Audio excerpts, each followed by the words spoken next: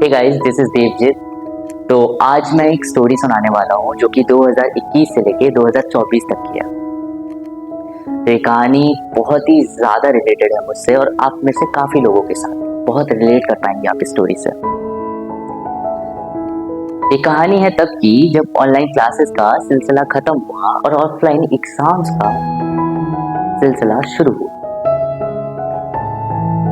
ये कहानी तब की जब स्कूल में मैं था 2021 में और ऑफलाइन एग्जाम्स जस्ट हमारे करीब ही थे।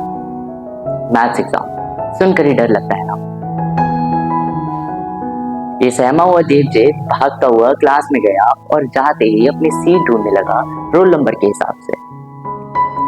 क्लास में घुसते ही वो आजू बाजू देखने लगा। सब लोग सिर्फ किताब खोल के पढ़ने की तैयारी कर रहे थे और मैं बस एक ही चीज सोच रहा था, बस पास करना है, कुछ भी करके पासिंग मार्क्स पे पहुंचना है। तो उस वक्त मेरे दिमाग में बस ये ख्याल चल ही रहे थे। तभी दूर से एक लड़की आती है, बहुत खूबसूरत सी आवाज में कहती है, देवजीत इंटीग्रेशन हो गया क्या?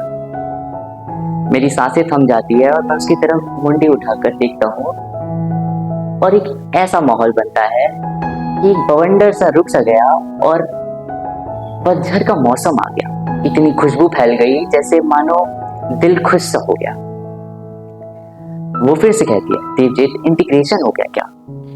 तो मैंने उसकी तरफ देख के कहा, अब इस मोमेंट पे वो मुझसे कुछ भी पूछती मैं उसको हाँ ही कहता। तो मैंने उसको ये कहते ही उसकी तरफ से आता है, ओ ग्रेट, क्या तुम मेरा एक डाउट क्लियर कर दोगे क्या? तो मैंने उसको बोला कि हाँ ठीक है। तो फिर इस झंझनाहट में उसको समझ आ गया था कि शायद ये नहीं कर पाएगा, बट मैंने ठान लिया था। मेरा दिमाग लाइट की स्पीड से जा रहा था, मानो जैसे मैंने गुरु आर्यभट्टा को पीछे छोड़ दिया हो। मेरा दिमाग इतनी स्पीड से जा रहा था, मेरे बस दिमाग में एक ही चीज चल रहा था कि देवजीत इसको खुश करना है, इसकी नजर में हीरो बनना है। भले ही मुझे घंटा उसमें कुछ नहीं आता हो, बट हीरो बनना है। और इतना सोचते ही मेरे ख्याल जब आसमान छू रहे थे तभी एक जोर से आवाज आती है, पिन ड्रॉप साइलेंस। और तभी एक जोर सी आवाज मेरे दिमाग में चलती है और कहती है कि देवजीत बस करना है, इसको बस करके दिखाना है। और जैसे ही कहती है, पिन ड्रॉप साइलेंस क्लास में फैल जाता है और अफरा तफरी मच जाती है। तभी अफरा तफरी के बीच में मेरे दिमाग में बस ये चल रहा था, थैंक गॉड आज नीता मैम ने बचा लिया। इसके बाद सब एग्जाम्स की तैयारी करने में लग जाते हैं, सब लिखने लग जाते हैं और मैं कुछ देख रहा था कि क्या कोई इतना भी खूबसूरत हो सकता है क्या? क्या कोई इतना भी बेशुमार प्यारा हो सकता है क्या? हालांकि मैंने उसको अनकंफर्टेबल ना करते हुए मैंने अपनी नजरें अपनी किताब पे रखी, कॉपी पे रखी और मैं उसको लिखने की कोशिश ही कर रहा था, बट मैं उस कॉपी में भी उसकी नजर उसके चेहरे को बना रहा था। उसकी अदाएं इतनी खूबसूरत थी। तो मैंने एग्जाम जैसे तैसे करके कंप्लीट किया। मैं स्कूल से निकला, एक 11th क्लास के फाइनल एग्जाम्स खत्म हुए और मैं स्कूल से निकलते ही मैंने हल्का सा मैंने हाथ ऐसे उठाया। मुझे लगा कि वो मुझे देखकर हाय करेगी और उसने नहीं देखा तो मैंने हाथ ऐसे दे दिया। जब ये करते ही मेरे दिमाग में आया कि शायद यही था, शायद इतनी ही है हमारी कहानी।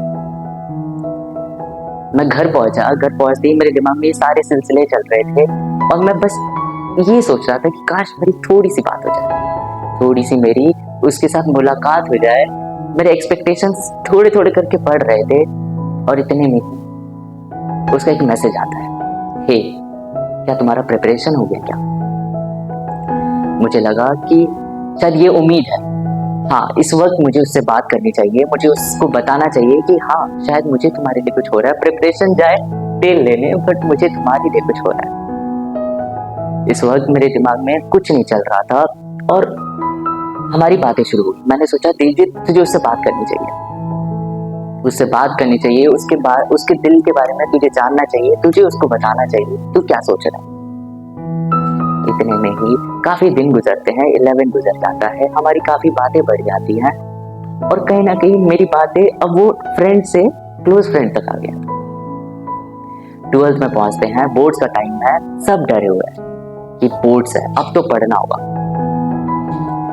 इतना सहमा हुआ माहौल था कि इस बीच भी मैं इतना कैजुअली सोच रहा था कि हाँ यार, शी इज द वन। लेकिन 12th खत्म होते ही मैं जब आगे बढ़ता हूँ, एक स्टेप कॉलेज के आगे रखता हूँ, तो मुझे लगता है कि शायद वो मेरे कॉलेज में आएगी। बट उसका एक फोन आता है, वो कहती है कि मैं जा रही हूँ, मैं ये शहर सिटी ऑफ जॉय छोड़ के जा रही हूँ। मुझे लगा कि प्लीज मैं कह सकूँ उसको कि रुक जाओ, बट ये तो नाइंसाफी होती ना मेरे साथ, उसके साथ खासकर। तो मैंने उसको बोला ओके जाओ, एंजॉय करना, मस्त टाइम होगा। वो चली गई और हमारी बातें थोड़ी सी कम हो गई। मैं उसको बता नहीं पाया कि शायद मैं उसको बेइंतहा चाहने लगा था। 2021 2022 कॉलेज शुरू हुआ, हम कम बातें करने लगे और सडनली एक दिन मैं कॉलेज से घर जाते हुए मैंने देखा उसकी स्टोरी आई है इंस्टा पे, क्लोज फ्रेंड्स में। और जैसे ही मैंने ओपन किया, उसने किसी और का हाथ थाम लिया था। मेरा दिल सा बैठ गया था, मैं उधर ही एक कॉर्नर में जाके बैठ गया और मैं सोचने लगा शिट, ये तो गलत हुआ, ये यार ये नहीं होना चाहिए था ना यार, ये नहीं होना चाहिए था। मैं जैसे तैसे अपने आप को ढकेल के घर तक पहुंचाया, मैं अपने बेड पे लेटा और मैं बस यही सोच रहा था क्या मुझे पहले बोल देना चाहिए था, क्योंकि लड़कियां तो इतनी स्मार्ट होती हैं कि उन्हें पहले ही पता होता है कि शायद ये बंदा उसे पसंद करता है नहीं करता। फिर भी क्या वो मेरे इतने क्लोज आना सही था? क्या मैंने देर कर दी? इतने में ही मुझे लगा चलो ठीक है, खुद को वक्त देते हैं, शायद मैं संभल जाऊं। अब आता है वो दौर जहाँ पे मूव ऑन करना चाहिए। सारे दोस्त सब समाज तुम्हें सिर्फ एक ही चीज कहेगा, तेज जीत, मूव ऑन हो जा, मूव ऑन हो जा, मूव ऑन हो जा। और ये बहुत बड़ा मिथ है, मूव ऑन। इस नैया में मैं चढ़ तो गया था, मगर ये मुझे कहां तक पहुंचाएगी? क्या ये मुझे किनारा देगी? इसके बाद मैंने काफी अपने आप को समझाया, अपने बवंडर को शांत करने की कोशिश की। उस एक हफ्ता मैंने एक मूवी देखी, लैला मजनू। शायद ये मेरी गलती थी कि मैंने वो ट्रॉमेटाइज वाली मूवी देख ली, और उस वक्त मेरे दिमाग में चल रहा था कि शायद कैस सही कह रहा था, जा छोड़ा तुझे, अब तू ही ढूंढ मुझे। मेरे दिमाग में बस यही चलता था, जा छोड़ा तुझे, अब तू ही ढूंढ मुझे। और ये सोचते सोचते 3 महीने निकल गए। मैंने उससे बात करना बंद कर दिया। उसने मुझे कई कॉल किए, दीदी तू कहाँ है, तू किधर है, तू कैसा है? और मुझे उसके सवालों का जवाब देना मैंने सही नहीं समझा, क्योंकि मुझे लग रहा था मेरे आसपास जो लोग कह रहे थे कि दूर रह दूर रह दूर। गैस भट्ट की एक बात याद आती है,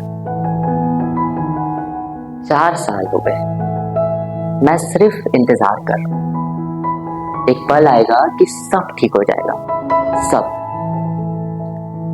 आज भी जब मैं तकिए पे सर रखता हूँ तो मेरे तकिए अगल बगल के भीग जाते हैं। That's my time, guys.